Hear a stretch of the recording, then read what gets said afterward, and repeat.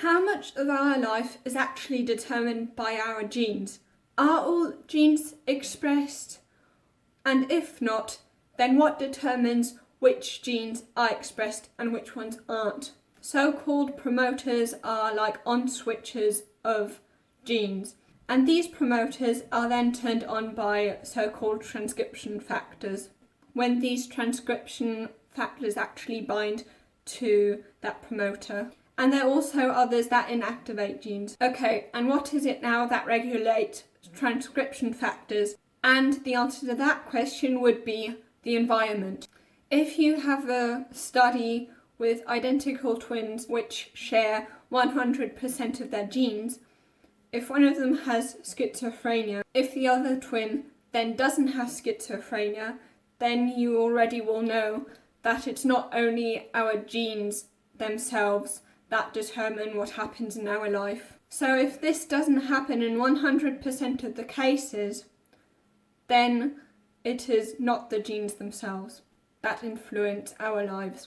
And it turns out that it's actually only like that in 50% of the cases. Only in 50% of the cases does, when one twin has schizophrenia, the other one also has it as well. So now let's have a look at various genes. So there's a gene called 5-HTT, and it codes for a transporter protein that removes serotonin from the synapse and therefore makes you more depressive. However, it only increases your likelihood for depression if you've gone through childhood trauma.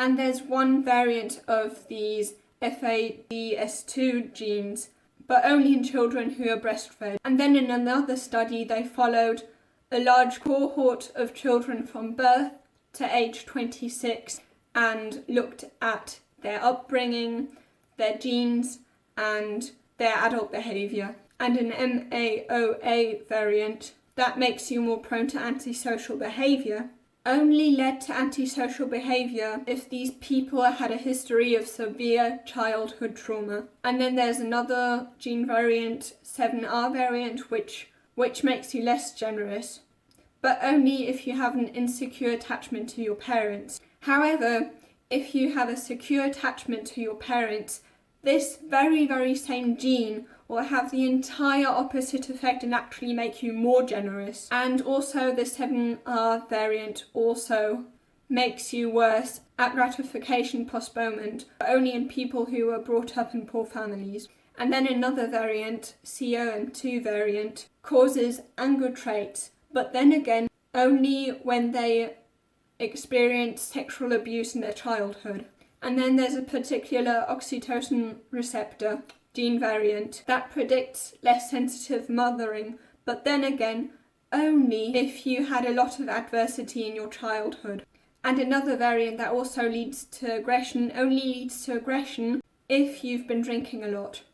And then another gene variant, FKBP5 variant, is associated with aggression, hostility, PTSD, hyperactivity of the amygdala to threat, but then again, only if you experience childhood abuse.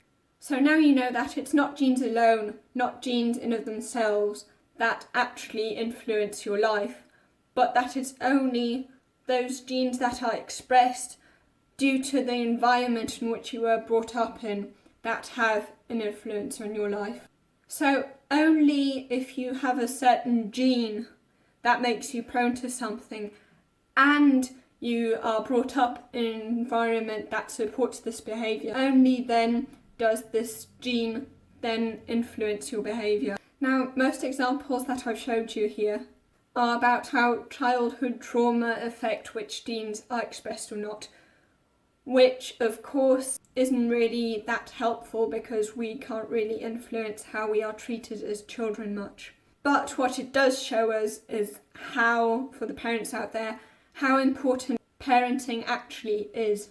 However, if you're more interested in how your own life choices, things that you can actually influence and that you are in control of, also influence which genes are expressed, then you can watch this video here.